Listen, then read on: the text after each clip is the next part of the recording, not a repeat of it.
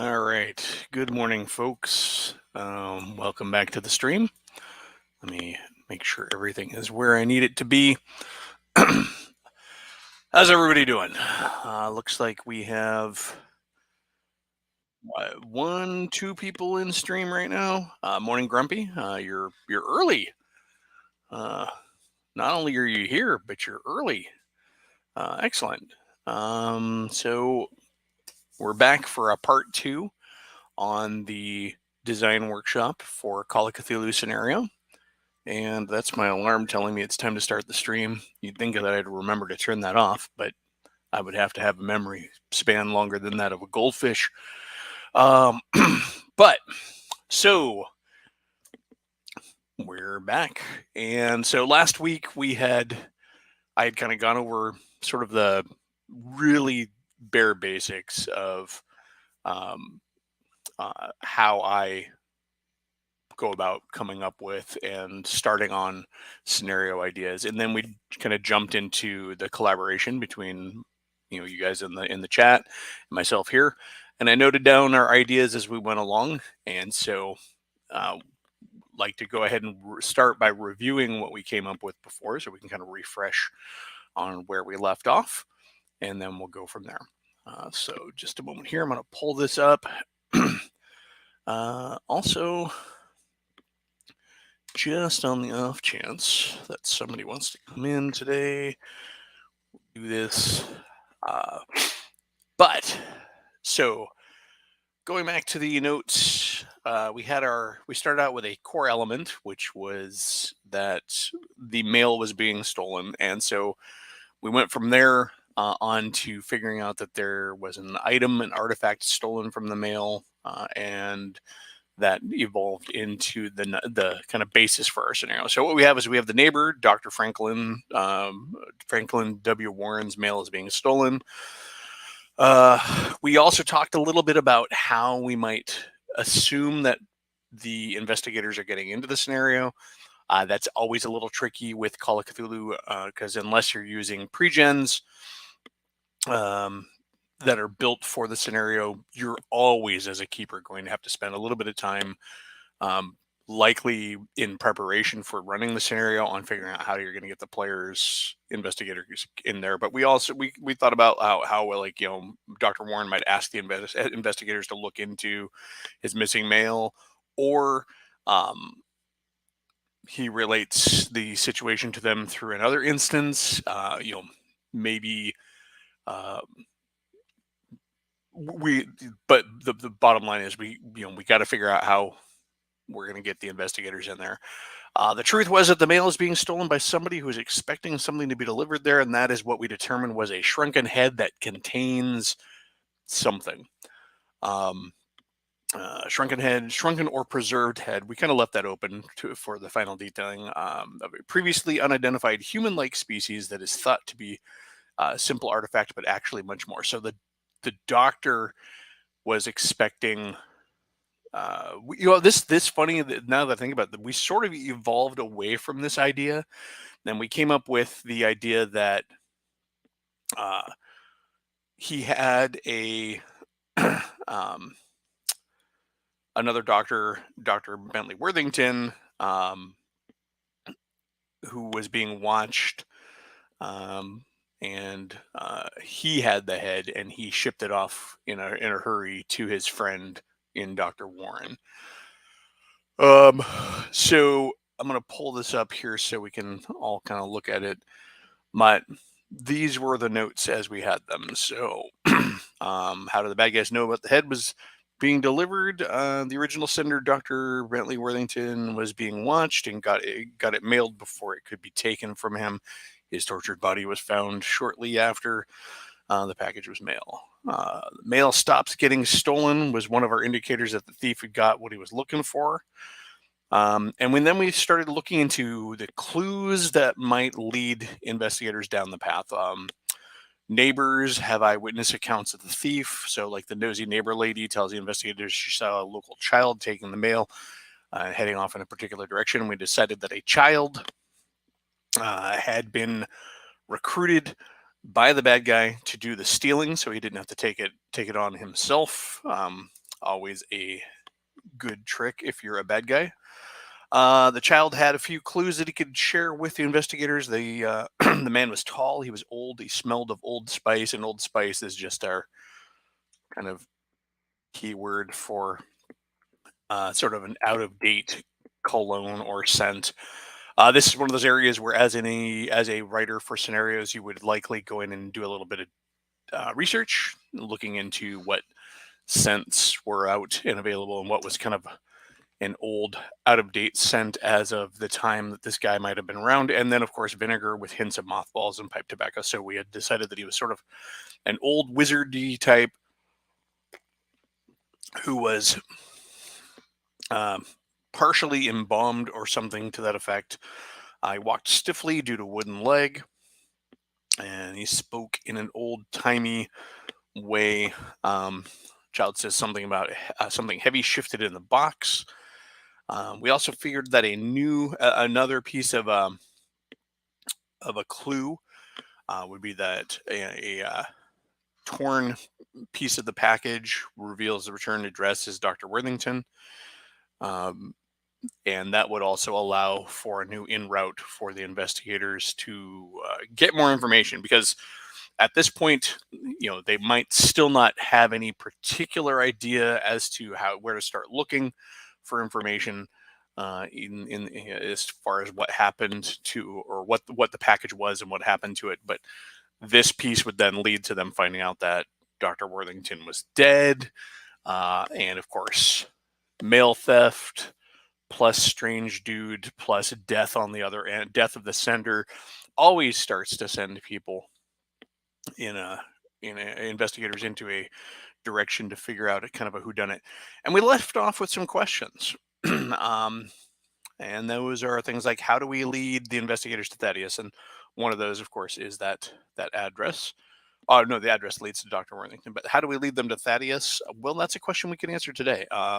What is Thaddeus? That we've been referred. We said we were just going to shorten to T. What is Thaddeus doing with the head? What will Thaddeus do to stop the investigators? And where will the investigators find him? So these are a good, solid set of questions. Now, I did have a request shortly after the stream. I believe it was R.W. Bishop who had requested that we do the part 2 and specifics. Let me pull those up here again. Yeah, here we go. I'll just throw this in here as a request, or kind of a blurb that we can look into. So we'll go make another bullet point.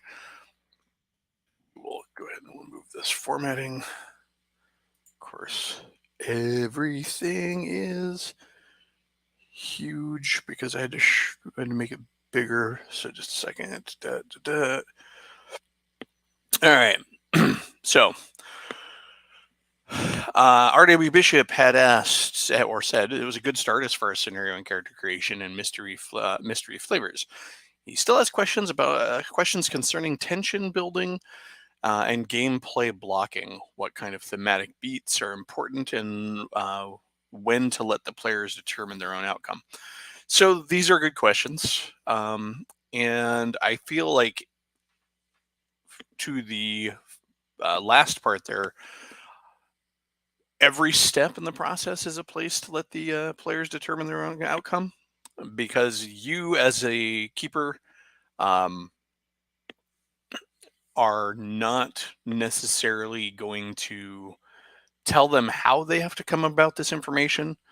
The idea is to have a laundry list of information that is useful enough that the players will find it through their actions, and ultimately lead them on the proper path. But you are placing the clues in the world. The players can find them, and this is where some GMing, some keeper adjudication comes in, because you don't want to be overly specific, because then everything gets locked up and you're guaranteed to miss for the investigators to miss the clues or important clues. um, you need to really know what the clues are and let them free float, not to the point of quantum ogredom, but you do want to allow them to be approached from numerous paths. Um, a hotel that is important, while you may have thought about a book of matches with the hotel's logo on them, um, your players may not find that. They may not go to where that is. So you can either decide that it's found elsewhere or keep in mind other ways that they might find that hotel, just as an example. As far as tension building, gameplay blocking, that kind of depends on the kind of scenario you're building. As this one is sort of a mystery and not so much of an actiony thing, we would probably want to do the slow build and have tension build through the various layers. And that's kind of where we can jump off here. I believe it was discussed last week that when the players finally we had discussed at least the possibility that Dr. Warren, the planned recipient of the head, might be found dead. Um, uh, that would definitely be a call to action for the players, because if they are under the impression that they're supposed to be watching out for mail uh, for Dr. Warren, and he ends up dead, then obviously he was being sent something that was peculiar.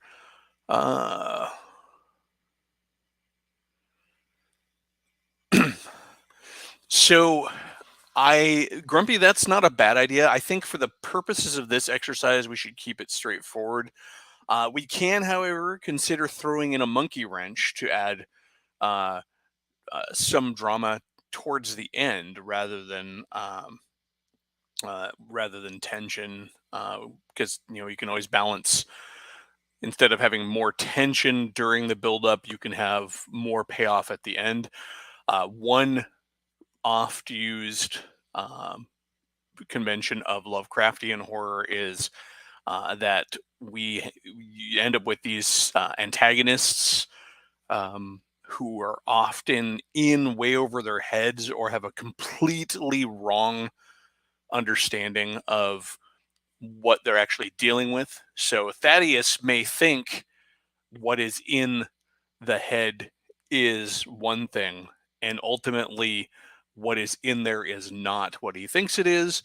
And this could end up being sort of the big bang at the end. Maybe Thaddeus himself, despite being an old wizardy guy who's managed to extend his life, um is it's very possible that he is not really an overly potent foe for the players, because longevity potions and weird life extending rituals and stuff may not translate to an effective combatant. He might have mooks and stuff like that he has in his employ, but we could come to that and have that that head at the end. Maybe the ritual he performs is like so many horror movies and stuff.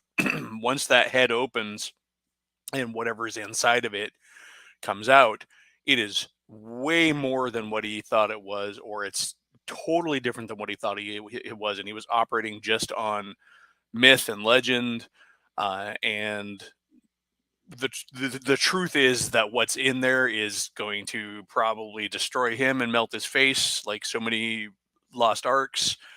And then the investigators are now left battling whatever was in that head, and that's where our Lovecraft monster can come in. Up until the point, it's sort of a Maltese Falcon kind of a thing, where we're looking for an artifact, and then at the end of the day, we then turn into this lost ark, you know, sort of an affair where we have a power that we have to contain, and so the players get the payoff not in a constantly ramping up tension, but in a showdown against an actual mythos monster. But that's something we can decide on. Um, Rivals are good for larger scenarios where the players are going to spend a little bit more time tooling around, because then they're going to have the time to encounter those players, players being active parties in the scenario, in their own time. In a shorter scenario, having rivals is often just going to have a negative effect on the scenario, and you're going to turn a relatively clean scenario into a muddy mess, because the players are not going to have enough time really to spend with with those rivals and those other factors, to make them pay off. So I would say, for the purposes of this exercise, let's go ahead and leave a rival out. Um, Now we can pivot on that rival concept and have it to where perhaps there is another person who's in the know about the head, but I feel like at this point, we sort of still have to answer a few questions. So I think we need to decide once and for all where Dr. Warren fits into this. Hey, from the hilt, welcome. I think we need to figure out we need to define where Dr. Warren is in this scenario. Um, and also, did Dr. Warren actually know he was receiving it? I think we covered this last time. If Dr. Warren knew that he was receiving the head, he would not be away, and the players would not have to be uh, watching his mail. Um, so I feel like Dr. Warren not expecting the package is what's needed um, for this scenario. Now that could open up the scenario to a self-inflicted red herring, where they're believing that Dr. Warren knew about the thing, knew about the head. But I think, given the structure that we already have, without having to go back and rewrite and refigure some of the stuff, having Dr. Warren not know is a good thing. Let's see. You might explain when Dr. Warren was killed. Anyone who comes in contact with the package must die. Um,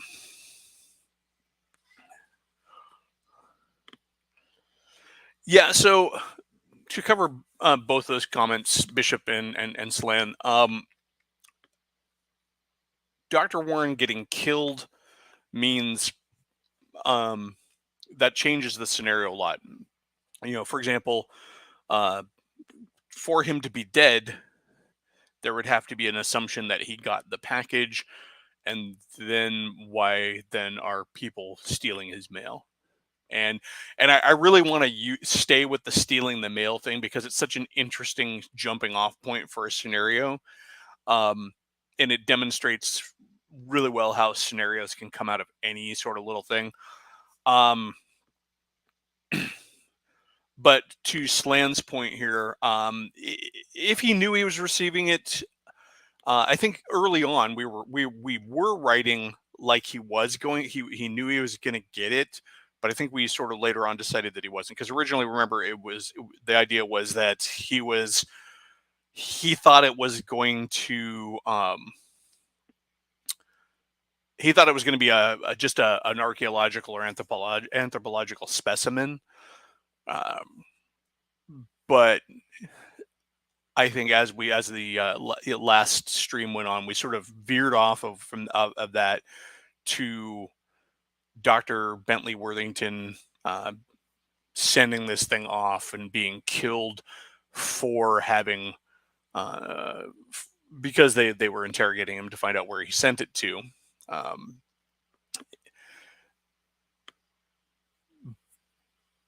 so we could, however, Yeah, see, it just for me, it really comes down to if Warren knew he was receiving an important artifact, whether or not he thought it was supernatural or not, he wouldn't be unavailable. If he is a professional, archaeologist, anthropologist, whatever it is, if he's a man of science and a man of learning and a professional, he's not going to leave it to chance that some large object would be, some valuable object would be potentially lost in his home mail. Also, it begs to wonder at that point, if he was expecting it, why is it sent to his home mailbox and not to his professional mailbox at the department at the university, where at Miskatonic, where we've been saying he works. So I feel like the rushed sending to him to get it out of the way, um, and sending it to his home, not his office, not his office, uh, really is a good setup there. However, let's go ahead and remove this expectation. Um, and I think we also can get away with get rid of this. We had originally talked about how this head is slowly regenerating into its former self. I do like the idea that the head that was brought up, that the head contains um, something something else, and so I think at this point that also would explain why Thaddeus is after it. So we got the what are they expecting part. Let's real quick before we get too far in the weeds. Let's just talk about the head. What is the head? If it's going to be our MacGuffin, and it's going to be something that's going to factor into like the third act, so to speak, um, then we could we should really look into it. Slan, that is a possibility. It could be that Worthington is a man who delves perhaps too passionately, too deeply into esoteria, and so was sent away. Um, but I also think that, and we'll get back to this with the why wasn't it sent to the university. Um, so let's say the head is an ancient prison containing some mythos creature. Why I didn't like creature, I don't know. Looked inside the head. I sorcerer, shaman, holy man. We can figure that out later on.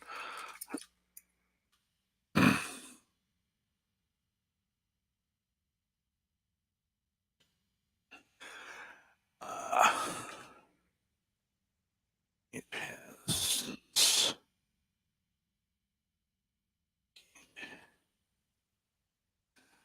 reputation as an object of power containing an ancient secret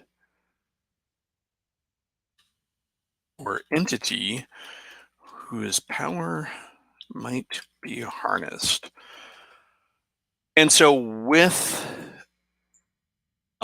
this, we have firmly established what the head is, and this plays into our final act of the scenario, as well as some of the beats moving forward. So the head has this mystique into it.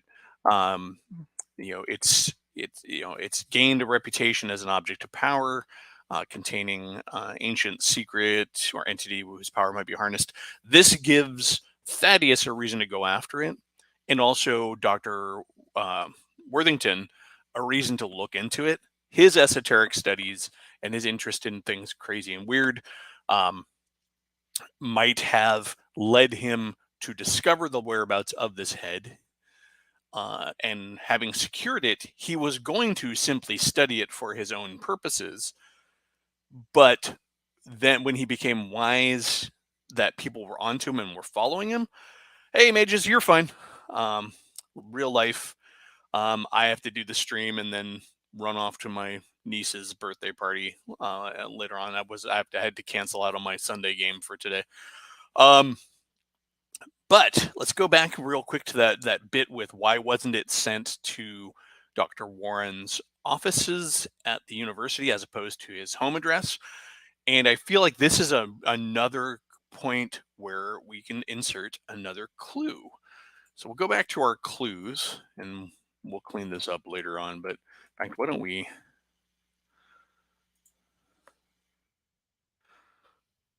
subtitle this clues?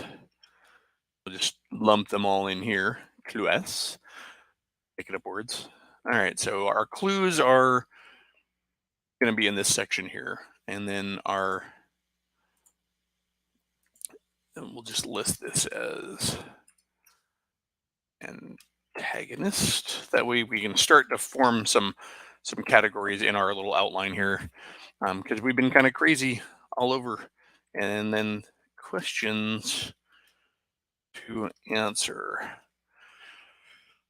I'm going to make a point here that I heard expressed really well on another stream the other day. I was watching actually on Chaosium's own channel, and they had a guy talking about writing scenarios, and he made a really interesting point that I wanted to clarify here. While we're going through all of this, and this is in somewhat an approximation of how I do it, this is not exactly how I do it. And I don't want you to feel like this is how it is necessarily done all the time, and that this is necessarily a most efficient way to make a scenario. You can make a scenario in a lot of ways, and my ultimate answer would be for you to do it the way that works for you. And we're doing it this way right now because it's kind of collaborative, and so it's going to be a little bit all over the place. So going back to our clues, but I just wanted to stop and kind of and mention that really these are not, when I make my scenarios, I'm not always doing it this way, and there's a lot of just filling in answers and brainstorming uh, that goes on as I just kind of jot things down here and there.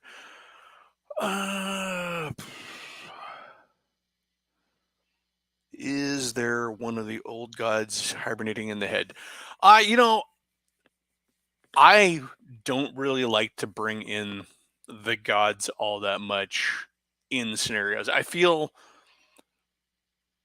bringing an old god in, or into a scenario is really a solid way to just end a campaign.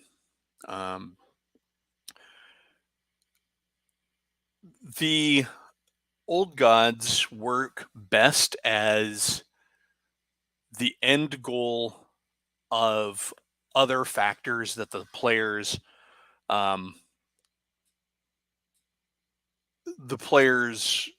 are trying to stop the ritual, kill the cultists. Very rarely are players ever going to be in a position to where they will be able to affect an old god if it appears. The sanity hit alone is likely going to crush them and end the scenario right there. We are going to have something in the head, but there are a lot of mid-level somethings that are still well beyond the easy level capabilities of the investigators, but still potentially beatable or at least escapable. Let's put it this way: if Azathoth is after you. Very unlikely there's anything you can do that's going to keep you out of the reach of Azathoth, Hastur, Cthulhu, Shub-Niggurath, Yog-Sothoth, uh, Ithaqua, you know, and name all of them that you want. Those guys are powerful with long reach. However, if there is a formless spawn or a dark young or some sort of hybrid creature, kind of like the Dunwich horror, um, or even something sort of low tier like Dagon or Papa Dagon or Mother Hydra, players might be able to beat them or at least escape because they're going to be relatively finite in their reach. So let's see. And Grumpy Old Slan. I mean, one could argue that the literature itself says that it is possible to come face to face with a great old one and survive, because the Call of Cthulhu story literally has a dude face off with still sleep in his eyes, waking up Cthulhu, and get away.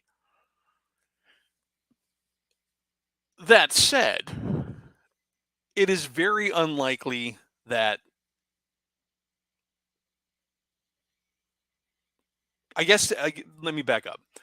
That is a good case of where players and their investigator characters might be able to win against a great old one. But if we're framing that in the scenario, if we were writing Call of Cthulhu as a scenario, and I'm pretty sure it's been done, I just not running a lot of published adventures.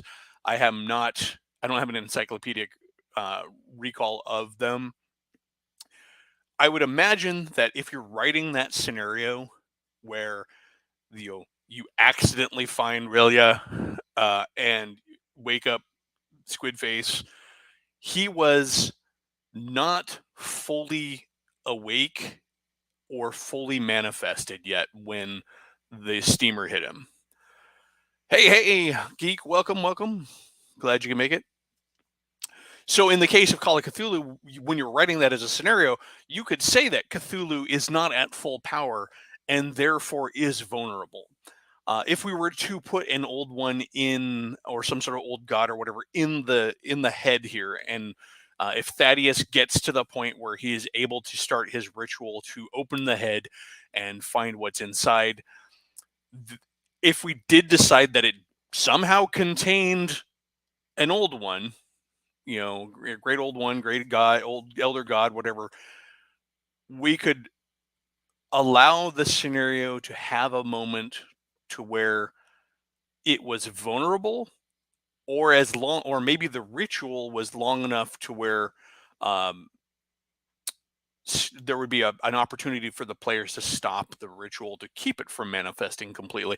And so they would see this formless creature rising from within the head, its inky shape, becoming manifest before them. Sanity rolls would be made. Uh, but if they were able to maybe stop the ritual, then perhaps it would just fade away or go back to from whence it came.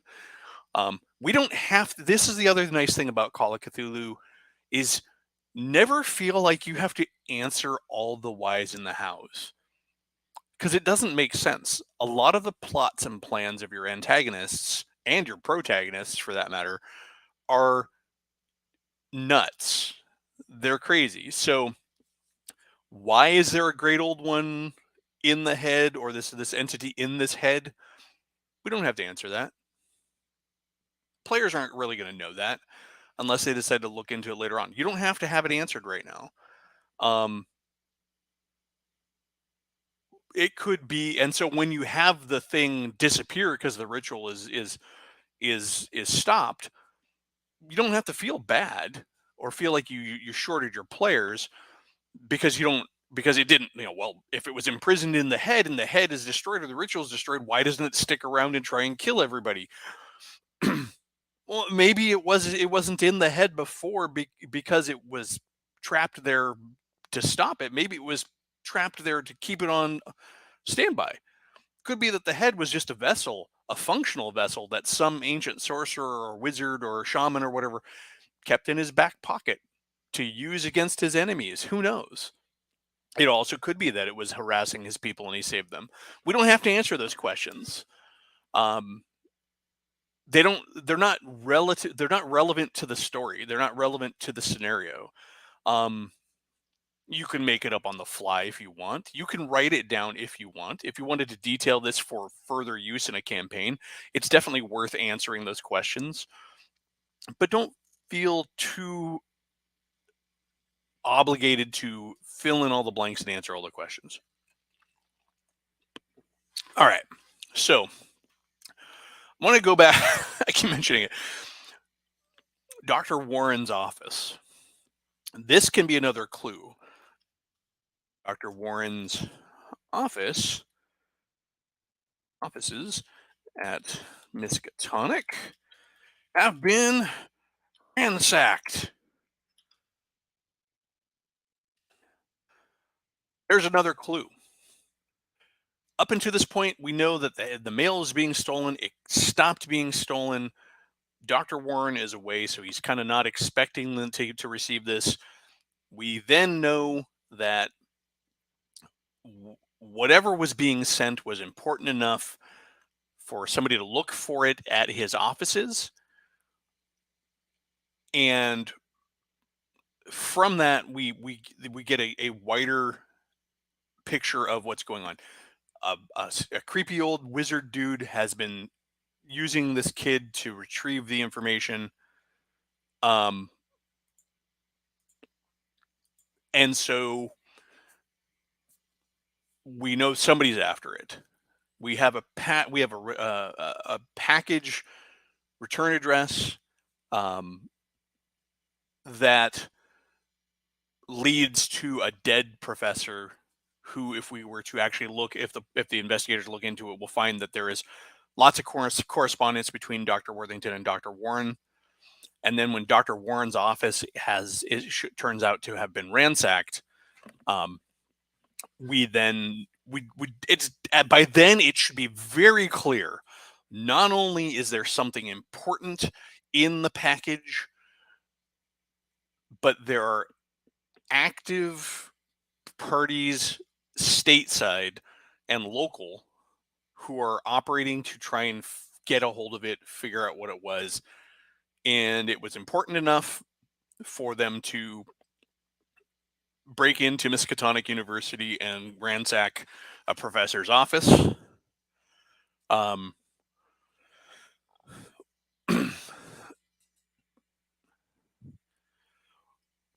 we could do this. The other thing, so Grumpy, the next step, and I think we talked about this before. We could have it be Dr. Warren turns up dead. So Dr. Warren out of the area. Is he on a conference? Is he vacationing? Um, where where is he? We could put that in here. Dr. Warren is found dead in his cabin. I don't know why I put a comma there. In his cabin. So we now have two dead doctors, a ransacked office, a child stealing mail for a creepy old guy, and so we can even say another clue would be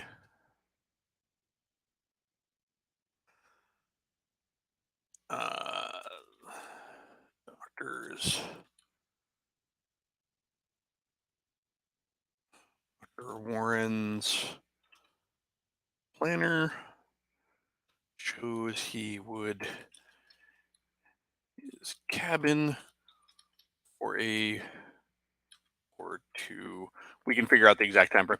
But basically, the players can find, when they go to his office, to, if it occurs to them to go to his office, I should say, and then they find out that it's been ransacked, and they can then look around for clues. They can find out that his planner shows that he was going to be at a cabiner for a week or two.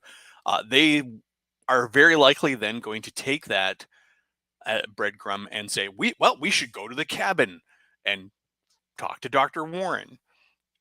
And then when he's found dead in the cabin, then they have that to go with.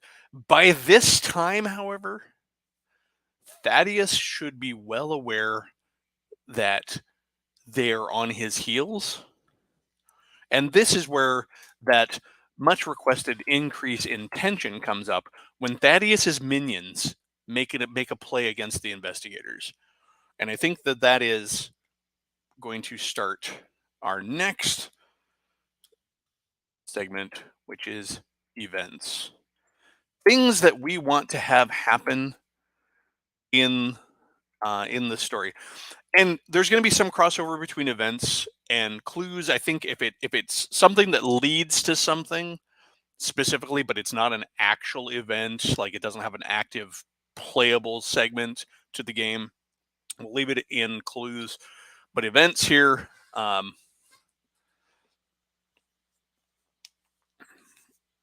let's see. Let me take a look at some of the staff member.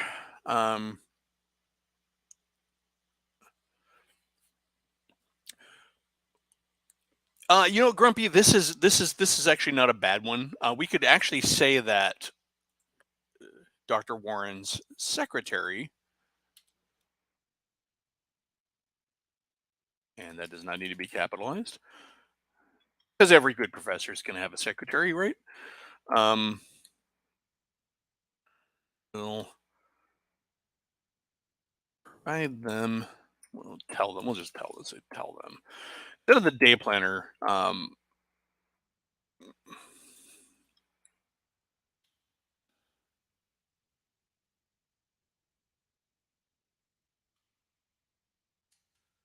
yeah.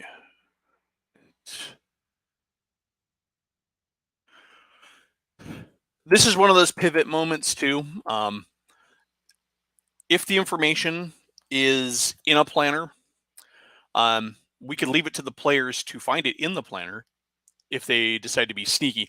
You have to figure that your investigators can go a couple of different ways. Your investigators may not bother being upfront and just asking for information. Your investigators may go looking for the information, and sneak in and try to break in and figure it out on their own. And we can even put a note here. Also revealed in the doctor's appointment calendar. And in fact, it's this appointment calendar, which is likely what led Thaddeus's minions to the doctor at the cabin where he'll be found dead. It's very unlikely that his minions, if he's using a child to sneak around and steal mail, he's not an upfront sort of guy. He is definitely trying to keep it under the radar. And so his minions probably broke in, ransacked the offices, looked through Dr. Warren's day planner, his appointment calendar, found out that he was at the cabin for these couple of weeks, and that's what sent them up there. So we can still leave that as an option for players who have their investigators operate a little bit more sneaky. But then we can also place that in the hands of the secretary if they just flat out go up and ask, because polite. Let's see. I'm just going to real quick check on some of the other comments. And this was to address the staff member.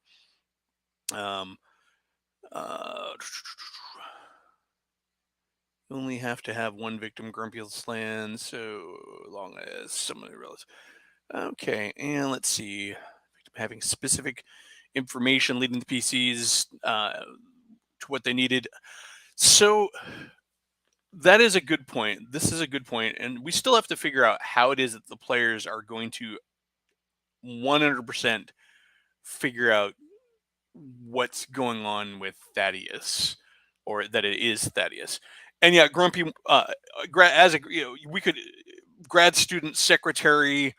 Um, I mean, depending on how this is one of those things where it's talking about you have to kind of pivot and be aware of what the clues are and figure out how to get the players there. Your players may not even think to talk to the secretary or even go to look, at the ransacked office. They might check around at the university, however, and they might talk to, say, another professor, and he's like, "Oh yeah, Dr. Warren, he's out of town for a couple of weeks. He's up fishing at his cabin," kind of a thing. It's it you could easily get that information into the hands of the players through a number of ways, but it's important to note down what the specific clue is so we can kind of orbit around that clue and figure out how to get it to them. Let's see. Well, we talked about this a little bit earlier. I do like Thaddeus being a desperate old wizardy type who believes that there is some secret that will help him extend his life, or perhaps return some actual life to his faltering body. Because we've kind of been going along the lines that Thaddeus is your archetypical Lovecraftian creepy old wizard guy who's kind of fallen apart. He's keeping himself alive for well past his shelf life. So, and this leads to that final showdown that I had mentioned earlier. If Thaddeus thinks, I'm going to use it again because it's such an apt example. Again, Raiders of the Lost Ark. The Nazis think they're going to get unlimited power and stuff by screwing around with the Ark, but it bites him in the butt because it's not what they think it is, because they have this warped understanding, or they have bad intel, or they're going on just weird legends. So Thaddeus may have, we've kind of already decided that the head has this legendarium around it. Whether or not that's true or not kind of works in our favor. So Thaddeus wants the head because it contains something that he thinks he can use for his purposes, whatever those are. And I think that factors in this. This is when he goes to do the thing at the end, we can then have the players have a showdown with a nasty monster. Okay, so sometimes it is. Sometimes the MacGuffin is just valuable, and that's all it is. Sometimes the MacGuffin is just a person. But I think we were getting around to events, and I think we're at a good point. We talked about after they get this number of clues, Thaddeus should really be on to them and what's going on. uh, what if at the end, should the players kill Thaddeus, he becomes mummified like the head? I think that would be a good outcome for if the ritual is stopped. Depending on where we stop it, where the players stop it, we could have it to where uh, Thaddeus becomes the new vessel for whatever was in the head, and so his now mummified corpse becomes the new repository for whatever creature or entity was in the head. And then the investigators have a new artifact to take to Miskatonic. So that's an option. That'd be a fun one.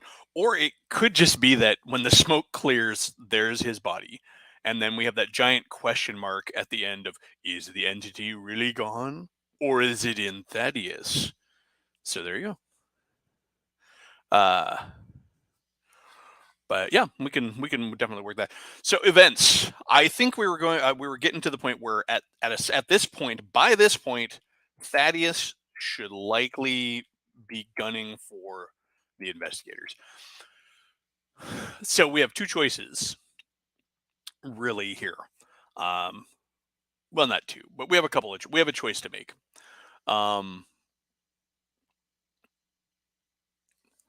well, that's always a possibility too. Is that it could be in one of the PCs, but we're not there yet. So we have to decide what Thaddeus's power level is. If he is a creepy old wizard type of the Lovecraftian ilk, it is possible that he might have supernatural minions. Um, Now, at this point, we have to decide: do we want this scenario to be a pretty much straightforward mythos scenario with like one monster, or do we want to risk venturing into a mythos hoedown? And if you're not familiar with that term, mythos hoedown is the actual accepted term within the Lovecraftian community, the Call of Cthulhu community, for scenarios that have just way too many monsters in them, way too many mythos elements. They're referred to as mythos hoedowns, uh, because they're just a big old party full of mythos. Now, one mythos minion would not make it a mythos hoedown. Um, we could definitely see, uh, we could have Thaddeus send a supernatural minion after the investigators if we feel that he has that kind of power, or if he also feels that it's really worth that kind of investment. You know, if he's the rich old guy that we were making him out to be earlier on, it could just be that it's easier to throw money at the problem than it is to throw actual power at the problem, and he's just going to hire his mooks, the same guys that he sent to ransack the office and to kill Dr. Warren. Probably not the same guys who killed Dr. Worthington. Those were probably foreign agents operating overseas. That's kind of where that rival angle comes in, because while Dr. Worthington was looking for the head, Thaddeus was probably also looking for the head, or at least monitoring Dr. Worthington's work. Um, Potential clue just popped in my brain. What if Thaddeus, and I think we may have even mentioned this before last stream, what if Thaddeus is the one funding Dr. Worthington's work overseas, and then Dr. Worthington got wise to what was going on and decided he couldn't allow the head to get into the hands of Thaddeus, and so that's where this all took. And that's another clue, because if the investigators somehow can find out that who was paying for who the benefactor of Dr. Worthington was, that would give them a name. In fact, let's throw that in. Leads back to Dr. Worthington. Dr. Worthington was receiving funding from one, what do we think? Thaddeus Montgomery. Thaddeus, Thaddeus spells his name with two D's, which evidently isn't the way you spell Thaddeus. Two D's and an S. I think it's actually, I spelled it wrong, but whatever. It's a name. There's 8 million ways. Thaddeus Montgomery. Okay.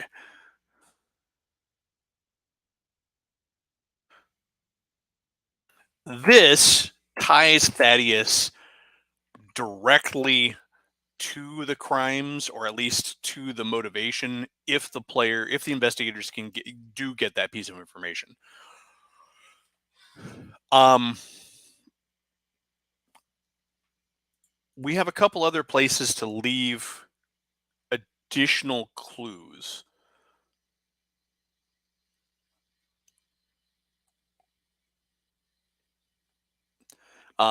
So if the office was ransacked, did the people doing the ransacking leave anything behind? Uh, where Dr. Warren's body is found, did they leave anything behind? Is there anything that could potentially tie them into what else is going on besides just the fact that it's all happening in coincidence with one another. Let's see. Think of events as opportunities for investigators to lose sanity, finding radio documents, reading documents, Dr. Warren's office or house, discovering his body. That is true. Not all scenarios have to necessarily torpedo the player's sanity. Um, they will lose sanity when they encounter the dead Warren. That is a sanity check. Um,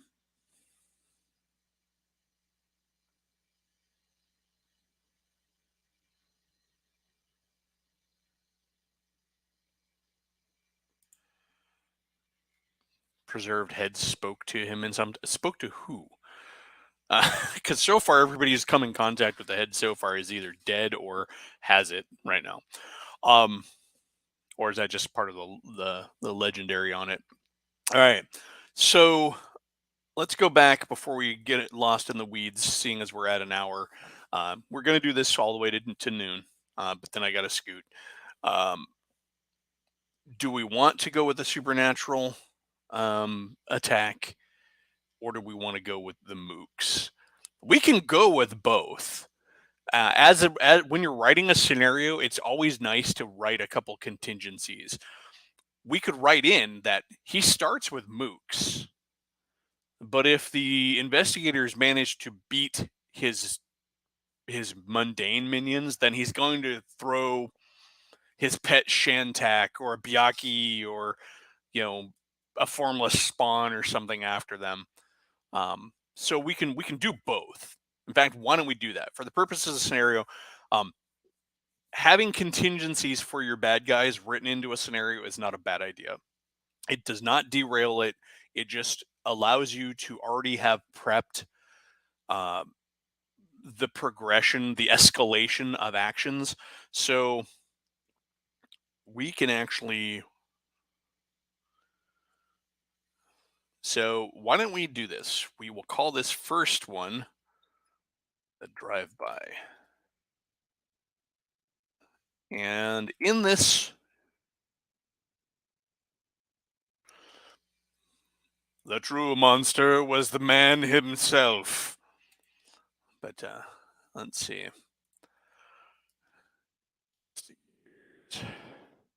Ah, I unbolded you. Stop being bold. Investigators are attacked while going from point A to point B. And we're going to list it like this just in our notes because this will amp up that drama. I mean, we're talking about tension uh, and drama. If we stage this first attempt while the players are driving between A and B, then we get a chance for them to use skills, driving skills, the chase rules, whatever you want to put in here. This is a great opportunity to engage the system and engage the investigators. So, um, in fact, we're going to say while driving,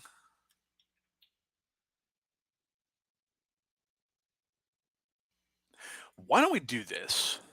No, instead of just some random point A to point B, we're going to make sure that the players feel like they have a target on their back.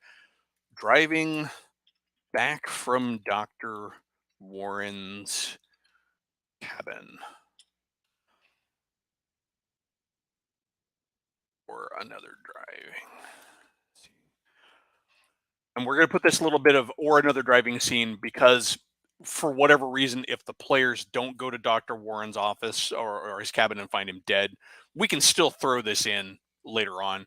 But it would be really nice for them to drive out to Dr. Warren's cabin out in the woods, and on their way back, suddenly they're on a rickety country road, mountain road, wherever we're setting this, and they've got to deal with mooks trying to run them off the road and shooting at them. There we go. Uh, Keys minions in a car. we have the mundane attack. If this doesn't succeed, or for whatever reason, the players don't have their characters drive anywhere, they're taking a bus, whatever, you'd have to adapt it. But that could easily be a break in to an apartment. Um, we are talking about the modern day or the 1930s, so it could easily be like, you know, they pull up on the side of the road and rat a tat tat, do the old gangland style shooting. It might kill your players, might kill your investigators, but that's always an option. A mundane attack, supernatural attack. Um, so we have a couple of decisions to make here as well. Uh, uh, ah, I closed it out. Oops. Let me get this put back in. Sorry, guys. Uh, Fumbly fingers. All right, and that was all right. So we're back.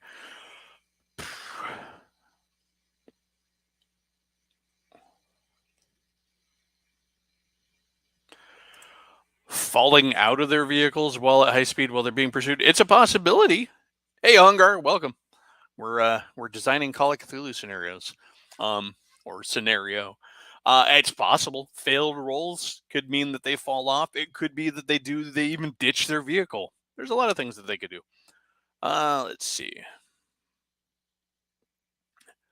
All right, so we're back down to now. So the supernatural attack. If he's going to ramp things up and go supernatural after a failed mundane attack on the investigators, um, again, we need to look uh, at the possibility that what's his power level, what power, and what does he have at his disposal. Um, uh,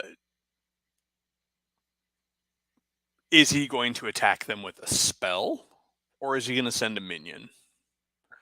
Um, I mean, spell attacks in Call of Cthulhu can be really nasty because the magic in Call of Cthulhu is powerful, and very much the sort of thing that's going to leave a mark for a while. But that could be good because it could, again, ramp up the tension as the players are now stuck with the effects of this curse or whatever spell he uses against them. I'm gonna go back here real quick. Let's see. Comment from Mages. Read the doctor's handwritten note. Handwriting is so unintelligible, so arcane that you lose sanity without a check. Uh, that's a possibility. It is doctor's handwriting. Let's see.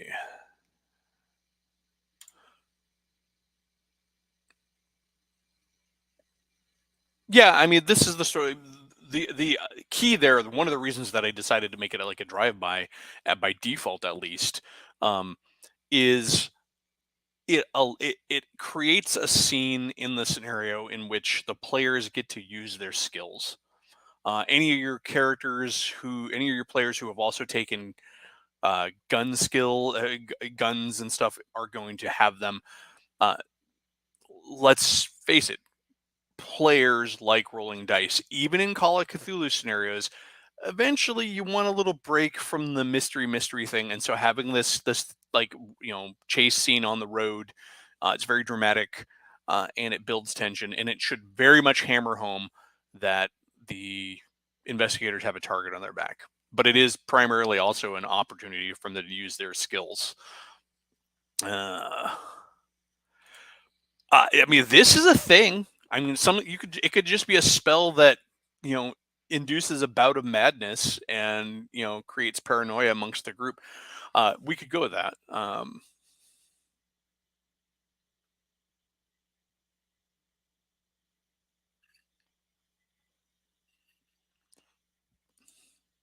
I don't know if I'd go so far as supernatural bikers, especially in the 30s, or 20s, I should say. Let's see. Well, no, we're the supernatural element is a secondary. This is the DefCon DefCon 2 of of Thaddeus's uh, escalation. Let's see. Um, I'm it could be a horseman. Really, I mean, that would be a decision you'd make in the scenario. For simplicity's sake, I just went with a drive-by. A car full of goons is a nice, effective message. So, supernatural attack. Um,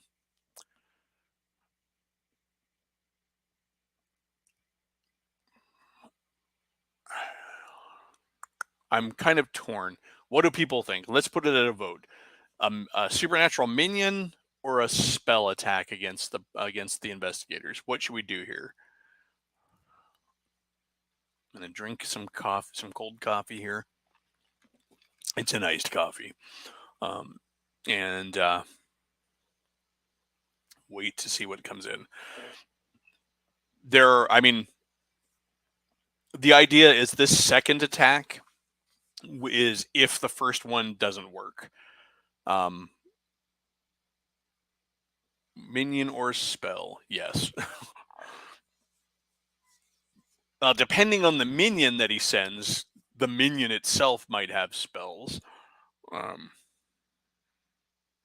of course. A mix of both is not very clean for scenarios writing sake. I mean, honestly. Um, well, a POW check would be for resisting a spell. A minion is flat out going to show up and fight them again. Um, so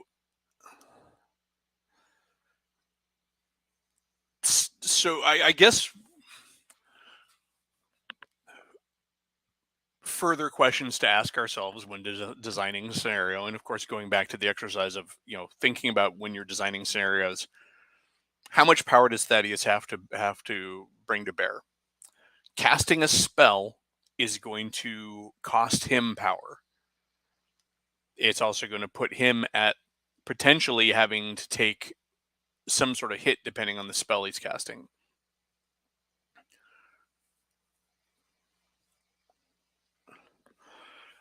You know, mages Call of Cthulhu does not really function well with a lot of random chartography like old school D&D does. I feel like it there are places for it, but I feel like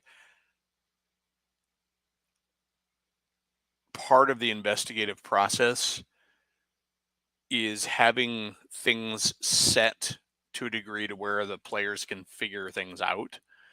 Too much randomness creates it subverts the investigative process. Uh,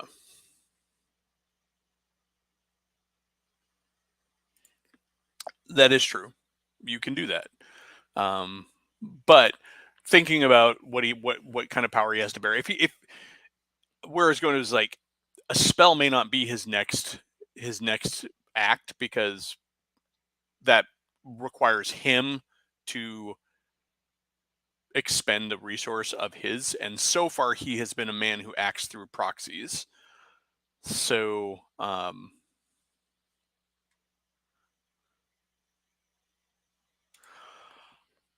we could do it that way. In fact, this is a collaborative process, so definitely we can go that route. Um,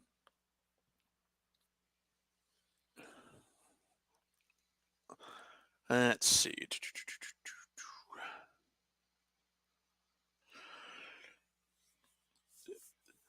So we're gonna have him cast a spell then. So This is spell. If the minions fail, he will use his magic, cast a spell on the investigators. All right. So, what this is going to require us to do then, just as a follow up here, we are going to have to figure out as we're building Thaddeus, and we can do that at the end. I mean, obviously, we're probably not going to do it on stream because that's a lot of book work, and I feel like right now it's more important to look at the creation of the scenario. Um, the book work is where you go through and you just kind of do the math and figure out what to do, what he's got. We would have to then figure out what spells he has or what resources he has to get spells. Because in game terms, uh, those things often take time. So that is going to also kind of influence what spells he has available. Uh, we can leave it. It's also important to figure out what he has because what spell he uses and when and where is something that's going to sort of be up in the air, as opposed to this drive-by which occurs while the investigators are coming back from the cabin or wherever else they happen to be. Let's see.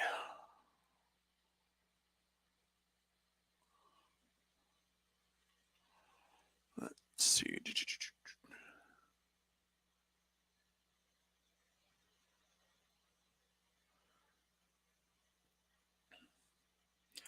Uh, both true, but I feel like I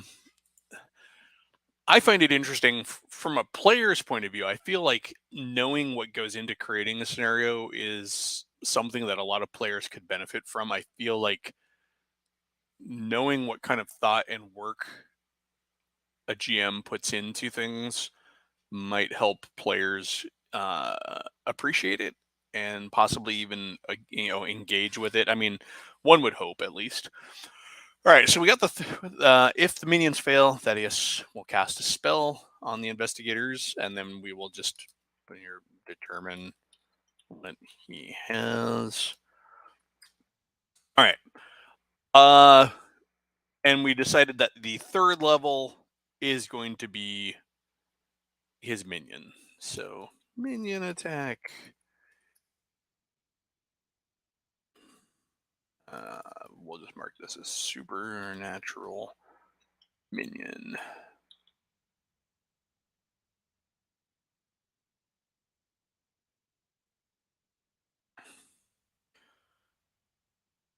His ultimate attack. The investigators will be to send a mythos creature after them. TBD. We have a lot of options there. Again, I mentioned a few earlier. Shantax, Byakis. These are things that there are a lot of monsters that are kept that are often used by minions. Shantax, for example, are actually used in the literature as the mounts and minions of sorcerers. Um, so that's a thing. Uh, Something tiny that flies like a bug. We're not going to figure that out right now. There are a lot. I mean, Call of Cthulhu has a pretty extensive library of monsters by now, not counting the ones that are listed in specific scenarios.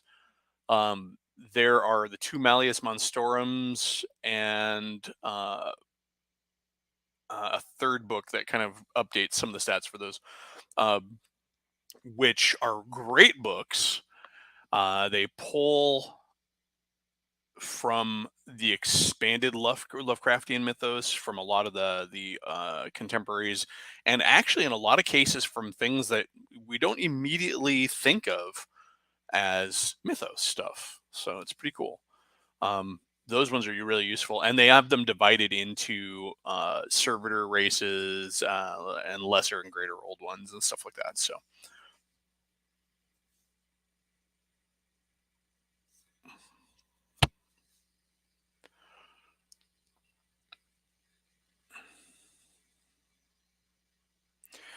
Marhawkwood, we had discussed the two competing factions, but I feel like for the purposes of this exercise, we're going to keep it to just the one bad actor. Um, yes, competing factions can be a thing and are good for drama, um, but they also really muddy up a scenario and are only really pay off when a scenario is longer and has more going for it. Is that where the players can get entangled with them um, in the due course of the running of that longer scenario. From the hilt, that's fine. I mean, I I am not as old hat with Call of Cthulhu as I am with D&D and other games because I avoided Call of Cthulhu for decades because Call of Cthulhu players can really be jerks. I will even go so far as to say a lot of Call of Cthulhu players are straight up dicks. And for decades, every time I would try and engage somebody about Call of Cthulhu, because I always had an interest, the only response I ever got was how it was all about killing the player, killing the characters, and or them going insane, which to me is a really shallow review of a system, um, and gives me no incentive to try and play a game which sounds like just a massive uh, adversarial situation between the keeper and the players. So it's okay that you've never played it because I'm only a few years into playing it, um, but because I'm a homebrew GM and I prefer to homebrew stuff, um, it started out as a necessity. I was too poor to actually buy a lot of products for games, and it just became the way I did things. Um, so I might be a little bit more ahead of the curve than some people when it comes to the game because of the way I approached it. But there's nothing wrong with that. So we've got 3 levels of escalation um, for our um, for Thaddeus and what he's going to do. Um,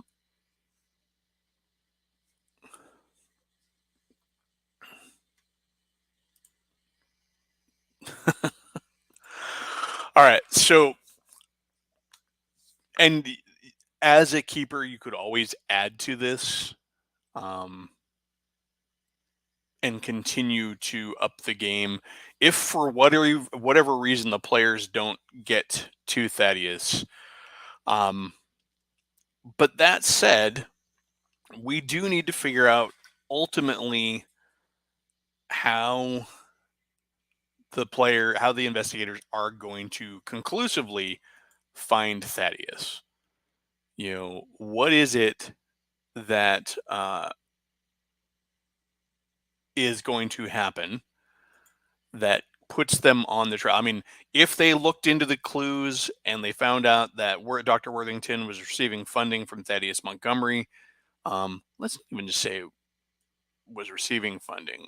Uh, Dr. Worthington's uh, search for a head was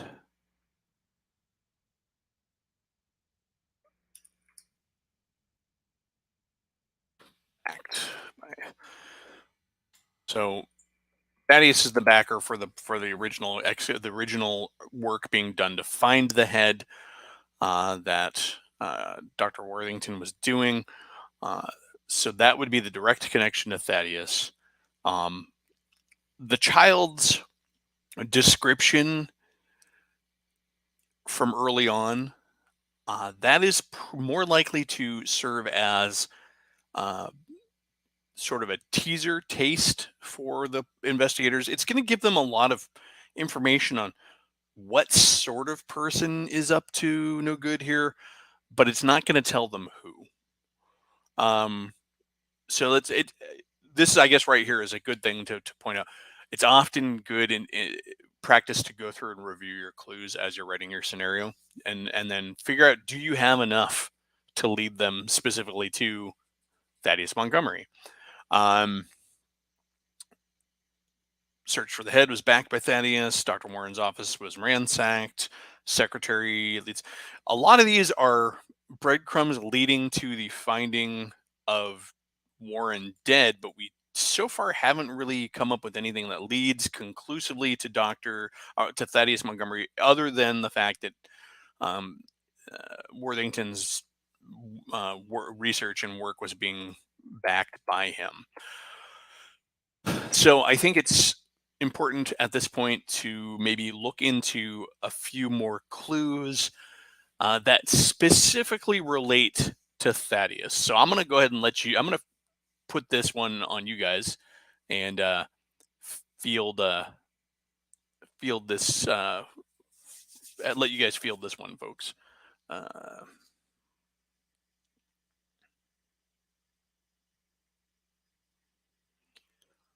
Yeah, Mythos Hoedown. Mythos Hoedown isn't really so much about having multiple actors in there, because you can do that. It's just a matter of and you can still have a lot of Mythos creatures in a scenario and not have it feel like a Mythos Hoedown, but it's really easy to run into Mythos Hoedown territory, because I feel like when it starts feeling like a Mythos Hoedown is when you are really inserting monsters just to have monsters, because you feel like they have to have monsters. If it serves the story, or if it's spread out a long time. I mean, for example, a big campaign like Masks of Nyarlathotep, or Horror on the Orient Express, you can put a lot of different monsters in those because those campaigns are long. It's not going to feel like a Mythos Hoedown. Let's see, just a second. So, what I'd like to do is, mages, is at this point have folks consider some clues that will lead the investigators conclusively to Thaddeus. Currently, the only real clue that we have that connects him to this entire process, this entire mystery of of the head and what was in it, is if the investigators find out that Dr. Worthington's research was backed by Thaddeus. My thought is if they found that out, then they're likely going to look up Thaddeus Montgomery, and if they can find some photos of Thaddeus Montgomery, and they will see that he is the creepy old dude who reminds you of the guy from Poltergeist 2, um, or any other 1980s movie with a creepy old dude. They might put that together with the information that the kid gave them just tangentially. It's like, yeah, that definitely looks like a smelly old guy who walked stiffly, talked old-timey, and smelled the mothballs and formaldehyde along with pipe tobacco. They might put that all together, but that's still a pretty loose thread.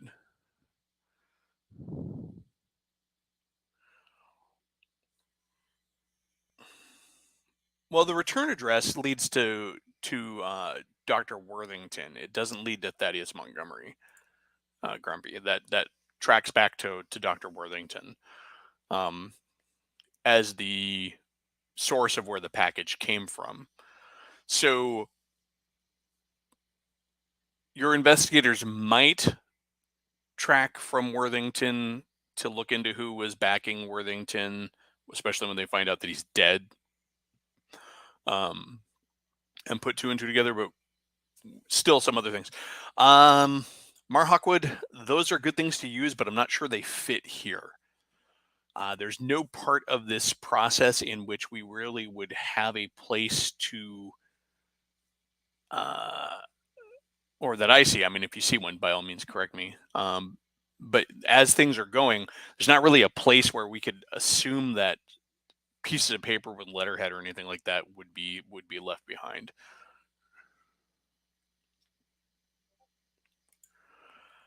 This is a possibility. We could definitely look at that. You might have some players that are going to do this. Um, you know, they're definitely, you might have, if we had Saxius playing, he'd probably look at the money. Um, let's see.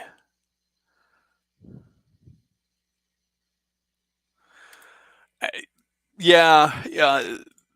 These two comments, that's getting a little into the dun dun dun territory that really doesn't do much for the scenario. If we were looking at like an actual cult, symbols might make sense. Um, but I mean, I'm not ruling anything out. I'm just actually going to go over and look at what everybody's got.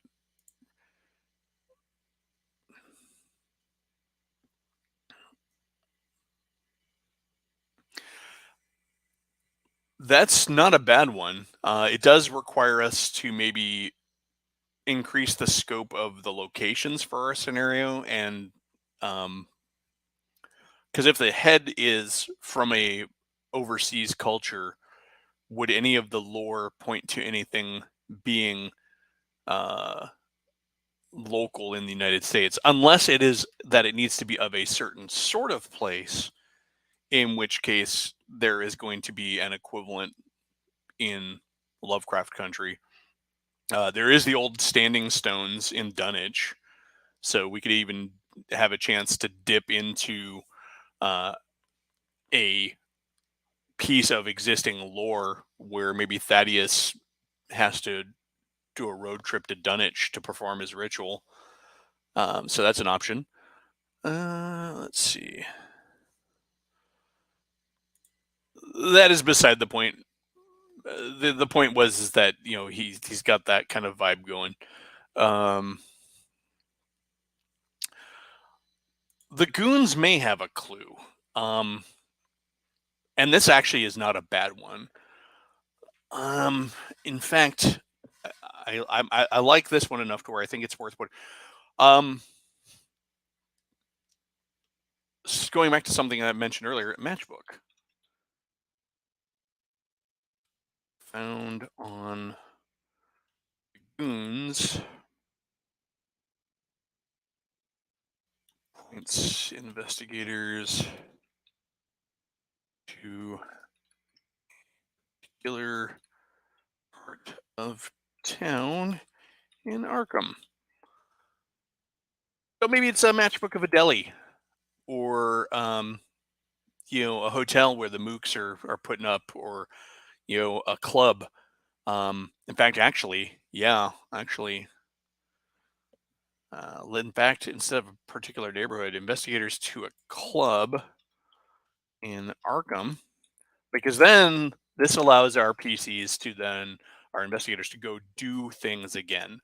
This will then create a scene where they are the investigators can go to the club, they can ask questions, potentially get in a fight, you know, using their stuff. That's a good one.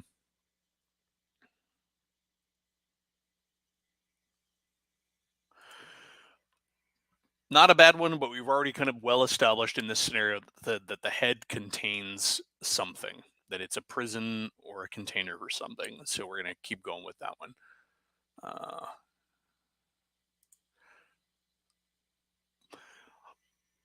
we could do that. I mean, the idea that a ritual has to be done in a particular type of location or setting is, I mean, you could have it that the ritual has to be done at a specific place, but now we've gone from a simple scenario into a multiple location scenario that very likely has the players globetrotting.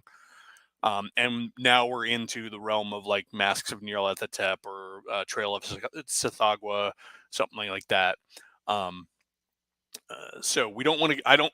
For the purposes of this exercise, we don't want to go there, but yeah, you could definitely, that's actually a good way to build up a greater scenario, is to now move the action to a different part of the world, where then we have a whole new trail of things like, okay, so we know where we got to go. Now we got to get there. And what's along the way? 7 days through the jungle till you can get to the ancient temple of whatever. Cool. Besides the minions of the bad guys who are along the way, there's just the jungle itself that could get in the way. You can build that way. We're not going to do that here because, I mean, we've already gone on to day 2 on this, episode 2 on this, and probably going to have room for an episode 3, which I'm okay with. But we only have a half an hour left. Well,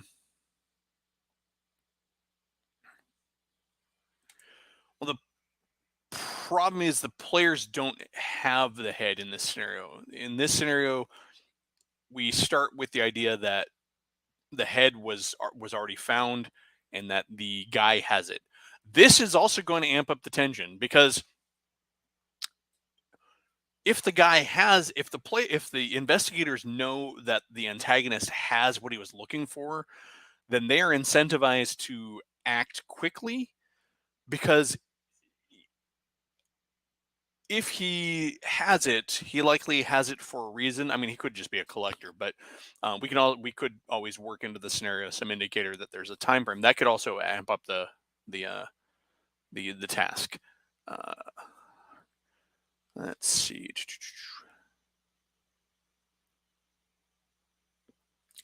It is a fun idea, um, but the head is already established as one thing for the scenario. Um, let's see.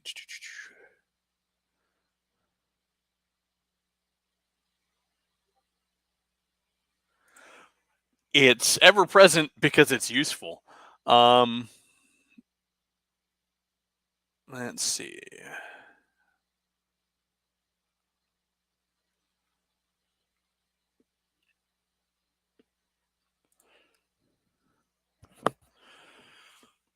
Well, something like going back to the limestone caverns. I mean, depending on where you are in the country, there are limestone caverns everywhere. Um, I mean, city of St. Louis is built on top of them. Um, but let's see.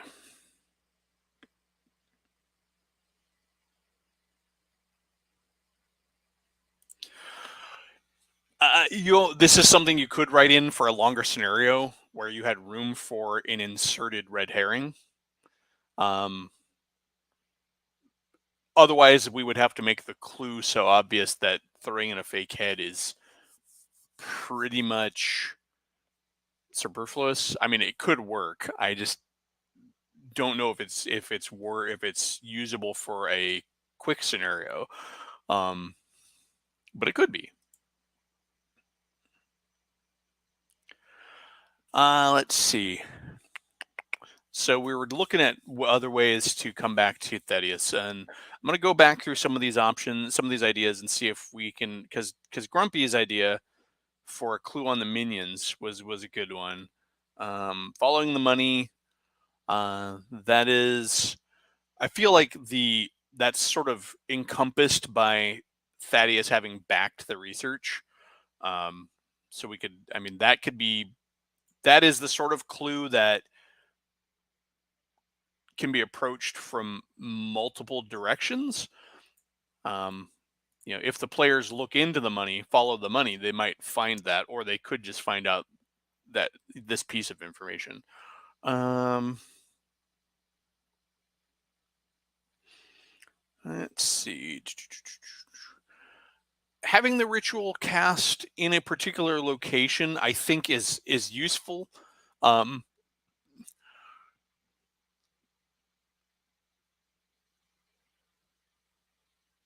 oh, hold on. So I mentioned Dunwich and how there's a stone circle in Dunwich, or a cairn or whatever they call it. I can't remember. But basically, there's a megalith or in Dunwich. Um, what if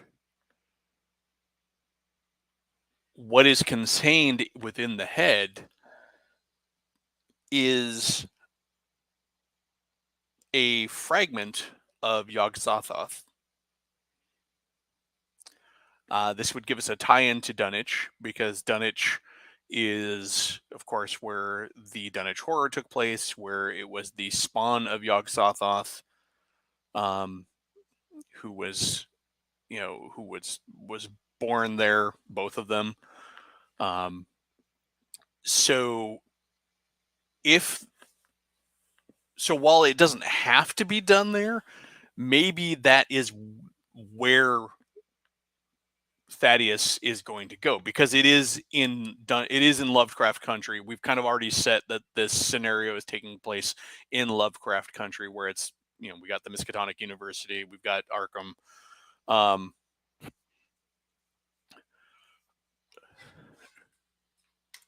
this is not necessarily a given in Call of Cthulhu scenarios. Creepy locations for the PCs to explore do happen a lot, but they're not necessarily required. The general world of Lovecraft is kind of creepy. I mean, really, Dunwich is just some backwater town. The only thing that makes it creepy is its residents and what went on there. Um, but yeah, let's see. Go back through a couple things here.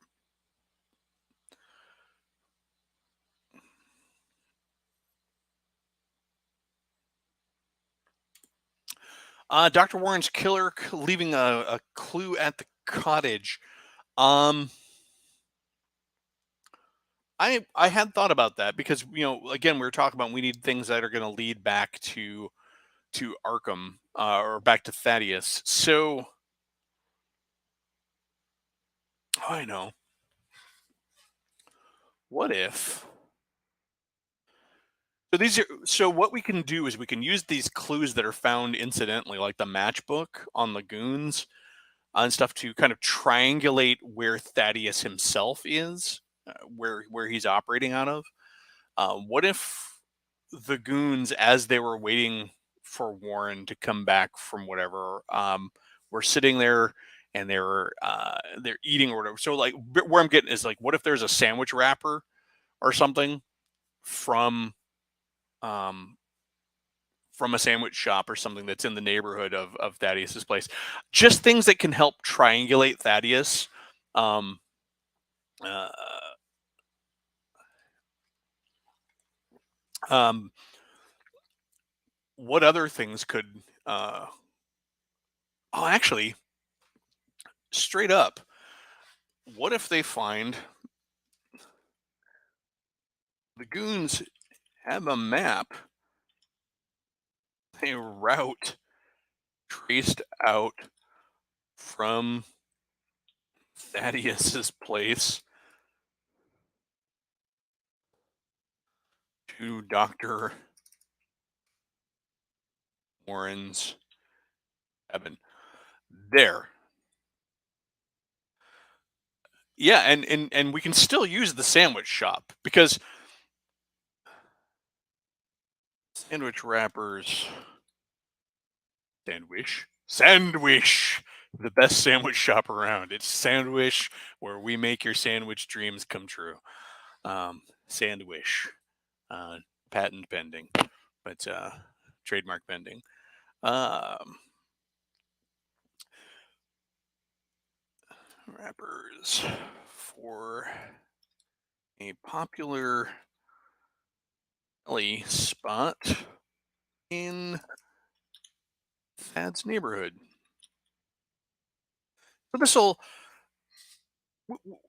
we've got, in fact, I'm going to back this up and kind of make this subordinate to the cabin in whatever crappy way it makes sense here. All right, so we got sandwich shop,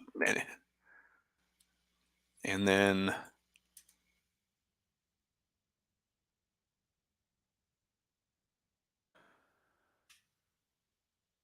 all right, so the goons have a map, although actually this one, the clue that would be found, I think, with these guys. So this also makes victory in this encounter count.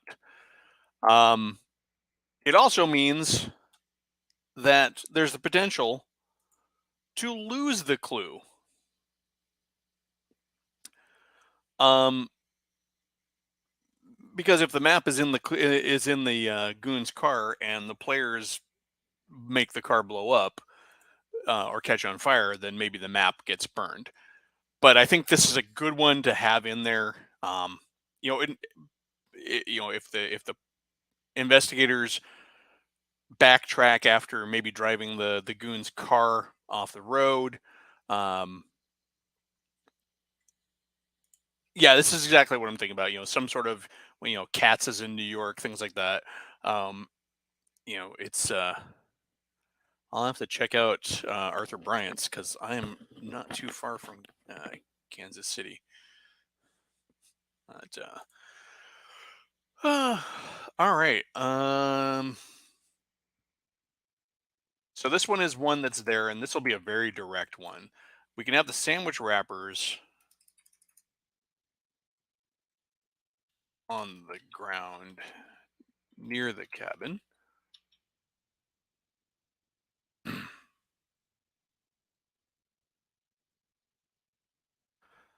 We have the matchbook found on the goons' points.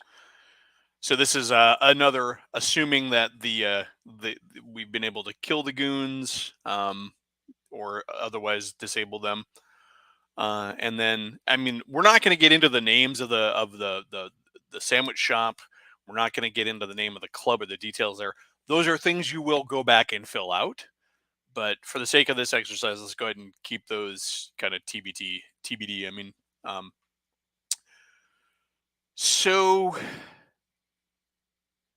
right now we've got the money that leads to the name Thaddeus, potentially a description that will fit the kid's description. Um, we've got the map that leads directly to Thaddeus's place.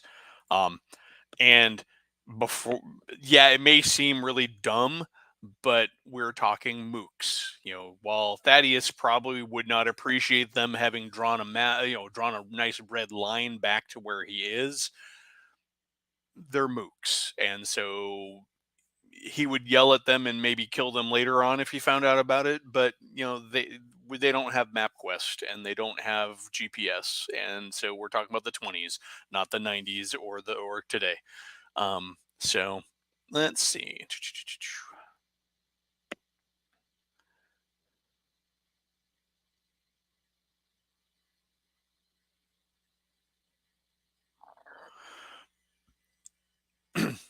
This is a dramatic way to do it. But if a car burns to dust, I doubt the map would survive.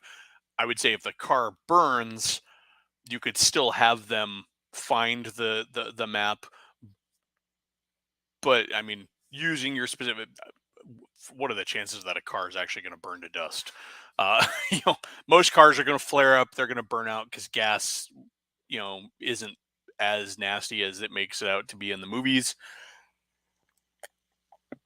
Once all the flammable paint and everything is gone, then it's probably going to um, go out. Um, um, yeah, but I feel like that's not in keeping with the character of the mooks, and I doubt Thaddeus is going to give them a map that points back to his location on magic paper. I mean, magic paper and stuff is fine for Call of Cthulhu, but again, I don't think Thaddeus, a guy who operates through proxies, is going to intentionally draw attention to himself. Um, so now we would do a bit of sort of a fidelity check here. Does our scenario still do we have yet enough information to lead to Thaddeus specifically? And Got about 15 minutes left, and so we'll leave it here. And I think what we'll do is in part three, we'll try and finalize our clues. Think of any other intervening encounters or locations. I mean, we've already got potentially a sandwich shop in a club. Um, then we really want to tackle sort of our finale. Um,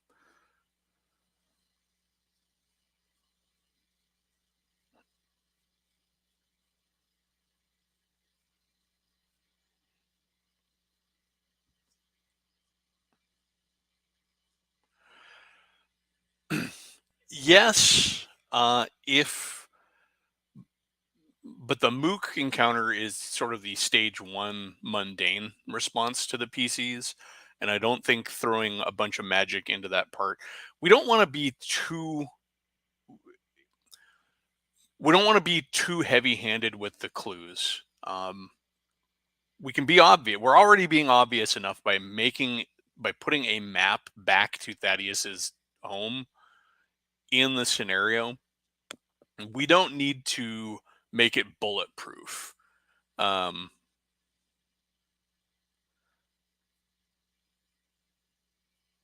um, we don't need to do extra. If the map is gone, we still need to make sure there are other clues that lead back to Thaddeus. This is just the big glaring shiny sign. And by that very nature, I don't think we need to necessarily bulletproof it anymore. Um, um, yeah, I mean, if you're adding to Mar Huckwood's idea, yeah, I mean that honestly, that seems much more in keeping with like a high fantasy sort of a setting or something. Or in the case where an artifact may have been guiding places. Like, let's say you had that amulet from Indiana Jones, but you're using it in a Call of Cthulhu scenario, and instead of you know it getting grabbed out of the fire by Miriam, it instead burns, but somehow the magic leaves an imprint. That would be a cool use for something like that. Um,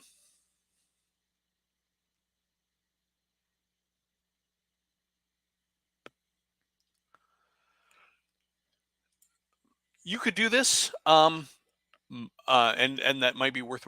My thoughts were that basically when they get called to Thaddeus to work for him, they're stopping by their sandwich shop. Hey, while we're dealing with crazy old wizard dude, we might as well get ourselves one of the best sandwiches in town, kind of a thing, you know.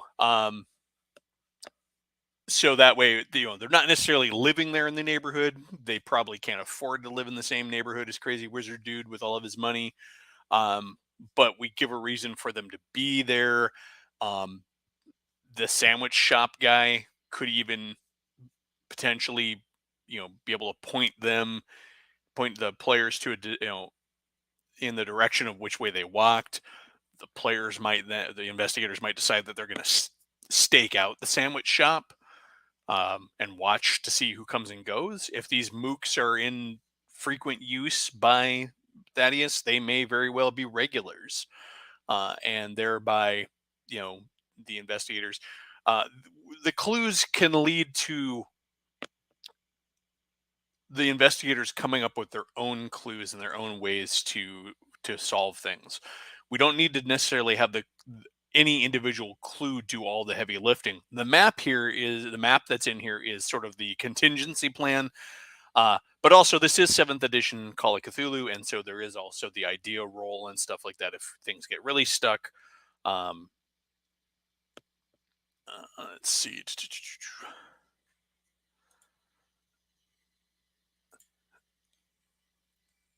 Yeah, a motel key would definitely be another subtle clue to triangulate the area that they're in. Um, let's see. It's going back to the clues that we have. We have sandwich wrappers. We have the matchbox for the club.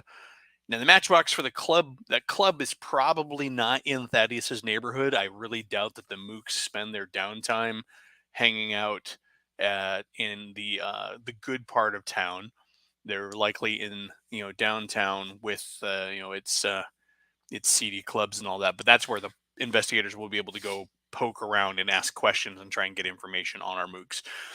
For this scenario, we're probably going to, because of this, if we're going to build a clue like this, we're going to want to go ahead and flesh out those mooks a bit when we write them up. That way, the keeper has enough information to make them useful.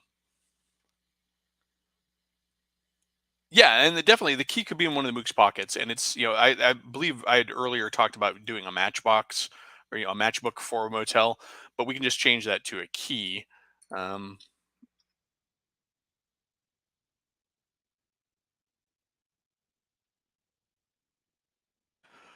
the big issue that's kind of appearing here, not a huge issue, but the issue that's appearing here is too many of these clues are necessarily dependent upon the mooks. Um, because any of the stuff found on the mooks uh, uh, requires them to be searched. Um, and so let's say the encounter with the mooks ends with the players getting away. All of those clues are useless. So we do have the sandwich wrappers, which are found near the cabin. So those are there in place regardless of whether or not um, the mooks are located. But so far, the map, the matchbook, and the motel key all rely on the players being able to search the mooks.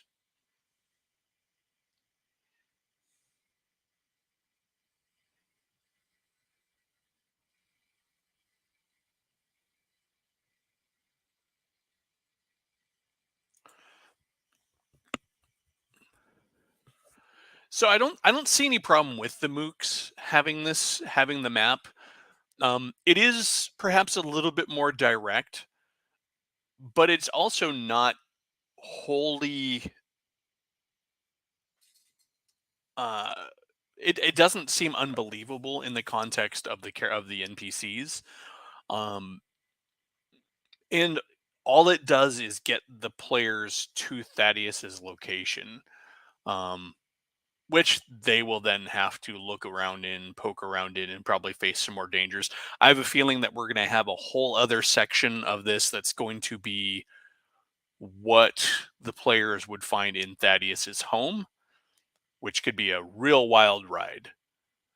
In fact, it's in that location that they will likely find the final showdown at the ritual site, whether that's Dunwich or whatever else. In let's see, and you're right, we can't assume that the mooks will be captured or killed, and so the map is there.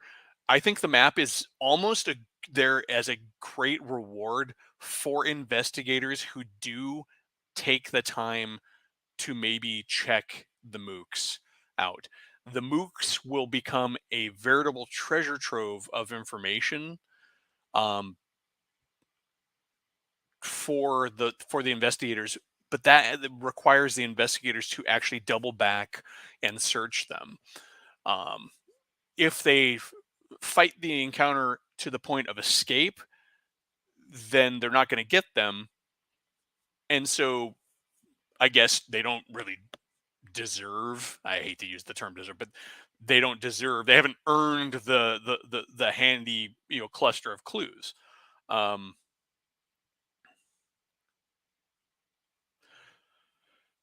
let's see.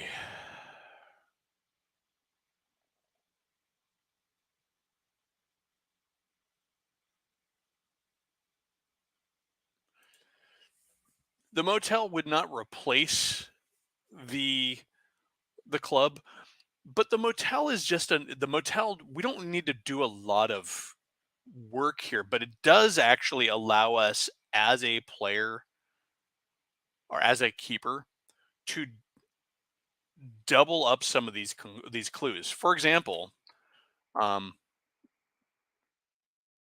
we can change this clue and say found on mooks or in hotel room. if they're grabbing matchbooks from the club that they go to all the time, they're likely leaving them where they sleep. So now this clue can be found in multiple places. Um, the we can also then create a number of additional clues that are in the room. Um, so we can look at that as well. Real quick, just going to catch up on comments here. Drop a clue in the struggle with the PCs.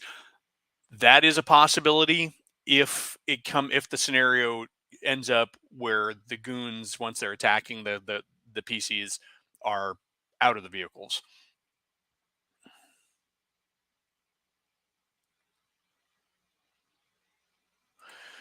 Yes, and that's kind of what that's here for.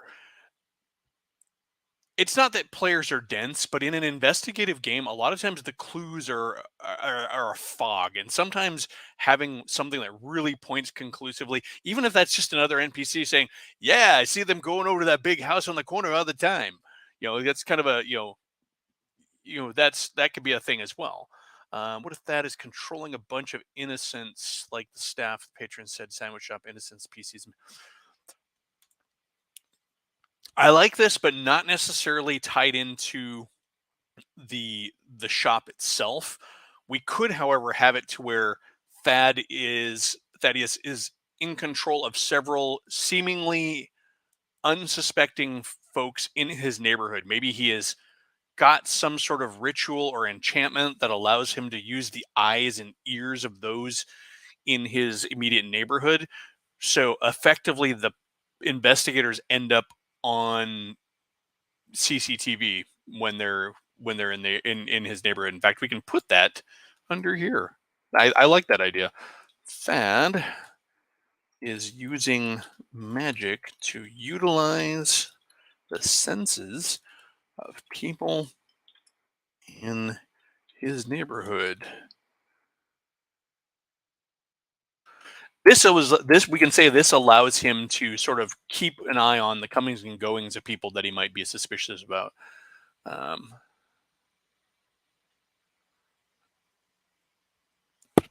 yeah, I think it's useful, but not specifically tying it to the sandwich shop. Um, it's possible that the sandwich shop could lead to further encounters with more mooks down the road too, because we don't know how many minions he has. I am going to have to start wrapping things up though. We got about 3 minutes left. Yeah, this is definitely a way to go.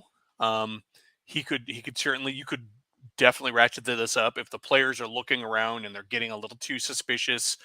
They could be, you know, maybe they post up at the local shoe shine guy on the curb, and as they're getting their shoes shined, he looks up and starts speaking to them in a voice that is not how he's been talking to them all along. Or some lady passes by and just says some little, where you would expect a smile and a good morning or a good afternoon, you get some "stay away, you know not what you what you tamper with," you kind of a thing.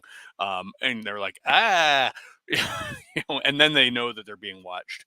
Um, all right, so and you're right, sandwich wrappers in the hotel room. So this would actually then double up. So double use clues are great. Knowing where they could be found and establishing the patterns of your NPCs is also a good thing. All right, so I'm gonna wrap it up. Got 2 minutes. Thank you everybody for coming in. Um, you were definitely helpful from the hilt. Sometimes help comes in exploring all the options and finding out what's available and sorting through what works and what doesn't work. I'm not saying that all your ideas were not usable or anything like that, but I am firmly believe that when you're collaborating with folks, it's not a matter of just putting out the useful information. You definitely need to filter ideas and work through all of the ideas. Everybody, again, thank you for showing up today and joining me for this fun exercise. I guess we're going to have to do a session 3 on this, but it's fun. I'm enjoying it. I hope you are as well. Lots of great ideas coming out from folks today. I think we have a few more clues to wrap up, and then we can take a look at kind of nailing down um, the finale. I feel like really that's the only piece that we have left to do to figure out what this whole scenario is, because the rest of scenario building after you have those steps is just filling in the blanks. If it feels a little light, then you add another location or another complication. We already have touched on the possibility that we might have to do a whole thing on Thaddeus's home. Not a bad thing, but do we have to do it in the course of this exercise? Not necessarily. Um, Thank you all for coming again. I keep getting myself sidetracked. Remember, folks, Mage's Musings, The Old Geek, those guys have channels of their own, and they're excellent channels. Most of you came here from those channels, so you're well aware. But I will, at this point, be saying good night, folks, or good day, folks, and enjoy the rest of your Sunday. Bye.